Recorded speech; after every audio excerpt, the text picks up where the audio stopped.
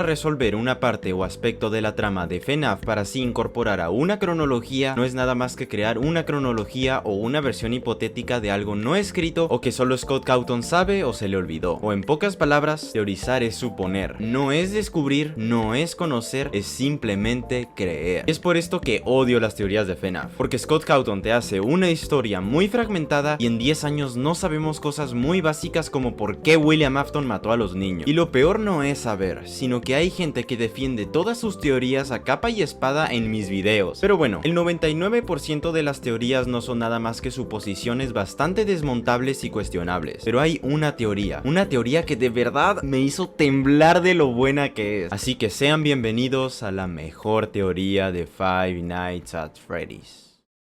El Survival Logbook es un libro de actividades del año 2017, pero en el fondo este libro es más complejo de lo que parece. Y por si se lo preguntaban, este libro es de las pocas cosas que podemos decir con total certeza que sí son canon. Es decir, este libro sí forma parte de la historia de los juegos. Pero bueno, el Survival Logbook funciona en 3 niveles distintos, lo que lo convierte en un rompecabezas algo curioso y molesto. El primer nivel es el nivel corporativo. Este libro está impreso como un manual de capacitación para los guardias de seguridad de la pizzería. Contiene cuestionarios y consejos de seguridad. Es gracias a este nivel que el Survival Logbook es un libro de actividades. El segundo nivel es el nivel del dueño, es decir, de Mike Schmidt. Esto se refleja en el libro con las cosas que están escritas con un bolígrafo rojo, y este nos deja cosas de qué pensar sobre Mike y la pizzería. Y por último es el nivel espiritual, que es donde las almas escribieron mensajes ocultos en el libro. Pero lo más relevante de este libro son 3 cosas. La primera es que Mike conoce elementos de Sister Location e incluso le gustan las telenovelas justo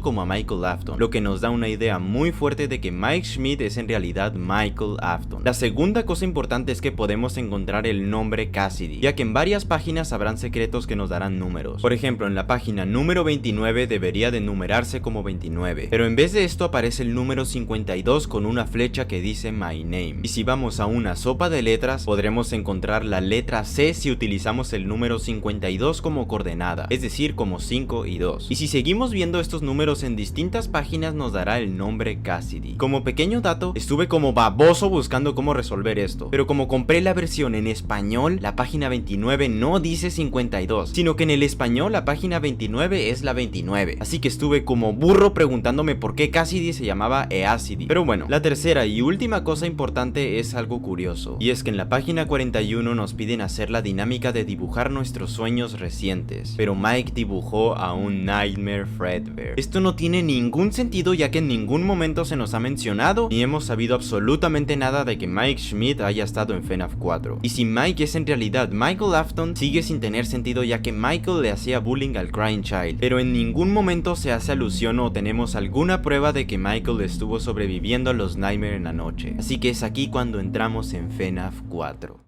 En Five Nights at Freddy's 4 el Crying Child tiene que sobrevivir a los animatrónicos Nightmare, y al mismo tiempo se nos muestra la historia del Crying Child en minijuegos, en donde vemos cómo es su mundo y cómo interactúa con él, pero nunca se nos dice qué le pasa, qué hace, ni qué relación tienen los minijuegos con la noche. Pero a ver, por lógica básica, pensaríamos que el día del Crying Child es lo que vemos en los minijuegos y la noche es el gameplay, y esto es obviamente cierto. El día del Crying Child son los minijuegos y la noche es lo que sufre por algún motivo desconocido, porque aparte de que el juego originalmente era el último juego, los Nightmare se llaman Nightmare, haciendo obvia alusión a que los Nightmare pertenecen a la mente del Crying Child en la noche. Pero Five Nights at Freddy's es innecesariamente muy complejo en estas cosas, y Scott Cawthon fue moldeando una historia al mismo tiempo que sacaba los juegos. Pero bueno, esto fue en el antiguo canon. Ahora mucha gente dice que las noches son el resultado de la mordida del 83, y esto siendo reforzado ya que vemos medicinas y objetos del hospital al lado de su cama, haciendo que esto explique por qué el niño es perseguido por animatrónicos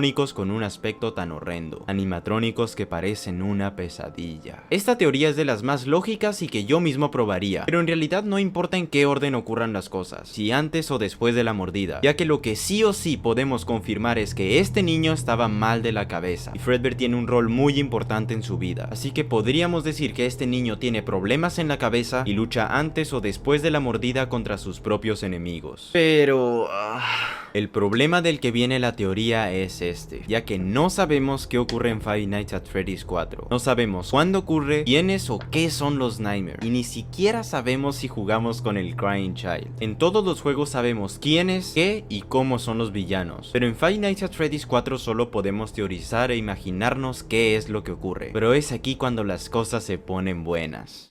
William Afton experimentaba con niños. Esto lo sabemos gracias a que si ponemos el código 1983 en el cuarto privado en el que sacamos el final falso de Sister Location, se verán cámaras de la casa del Crying Child, por lo que William Afton vigilaba lo que ocurría en esa casa en su propio cuarto privado, y esto nos abrió muchas dudas, ya que no sabemos el propósito de William Afton ni por qué vigilaría al Crying Child. Pero afortunadamente el 3 de octubre del 2023 se lanzó el libro Tales from the Pizzaplex B72, en donde se nos muestra una historia llamada Ditofobia. Esta es una historia con muchos detalles, pero para no enrollarme, en esta historia una víctima de William Afton es encerrada en una habitación que es igual a la de Crying Child. Este se levanta en todas las mañanas, hace 3 cosas y se vuelve a dormir, pero en medio de la noche los animatrónicos Nightmare lo atacan, pero este se vuelve a despertar y hace el mismo ciclo de siempre una y otra vez. Pero en cierta parte de la historia se da cuenta de que tiene las manos grandes, el cabello largo y pelos en los huevos. Este se da cuenta de que su casa está deteriorada y descubre que toda su vida en los últimos 10 años se basaba en hacerse desayuno, dormir y sobrevivir. Pero nos muestran cosas clave, y es que los animatrónicos en realidad eran maniquís que se movían con raíles, y que todo lo que veía, comía y sentía no era nada más que una realidad distorsionada gracias a un gas alucinógeno, y justamente lo que nos dicen las novelas se encajan con las cosas que se ven en Sister Location, ya que en muchas partes del juego aparecen tanques de gas. Así que sí, siguiendo las novelas, todo lo que ocurre en FNAF 4 no es nada más ni nada menos que un experimento de William Afton. Entonces bueno, ya sabemos qué son las noches de FNAF 4, pero ahora nos falta saber quién es el personaje con el que jugamos. Y aquí está lo interesante, y es que recordemos que Mike Schmidt dibujó a Fredbear en sus sueños, pero la única forma de que supiera de la existencia de Fredbear es que él haya sido una víctima de la tortura y haya logrado escapar. Pero la prueba definitiva de que el guardia de seguridad está soñando el gameplay de FNAF 4 es que en la primera noche de FNAF 4 hay un 25% de probabilidad de que se escuche de fondo una versión distorsionada y súper ralentizada de la primera llamada de FNAF 1. Y ojo, esto pudiese ser un simple easter egg random del montón, pero el mismo Scott Cawthon declaró que FNAF 4 no estaba lleno de easter eggs randoms. Es decir, el hecho de que en la noche 1 se pueda escuchar el audio de la noche 1 del primer Five Nights at Freddy's nos da a entender que en realidad lo que está ocurriendo en la noche de FNAF 4 no es nada más que Mike Schmidt quedándose dormido tal como lo hace en la película de FNAF 1. Pero ojo, a diferencia de la película, en los juegos todo apunta a que Michael Afton es la persona que está soñando. Es decir, Mike Schmidt es en realidad Michael Afton. El nombre Mike aparece en Hand Unit cuando el que está bajando es Michael. Mike Schmidt dibujó Exotic Butters que solo aparecen en Sister Location. Mike dibujó a Fredbear que solo existe en las habitaciones de experimentos. Y casualmente Michael Afton es el hijo del creador de estas habitaciones. Mike fue despedido en FNAF 1 por desprender un mal olor, cuando justo Michael Afton es un cadáver podrido. Así que sí, las cosas indican a que Mike es en realidad Mike.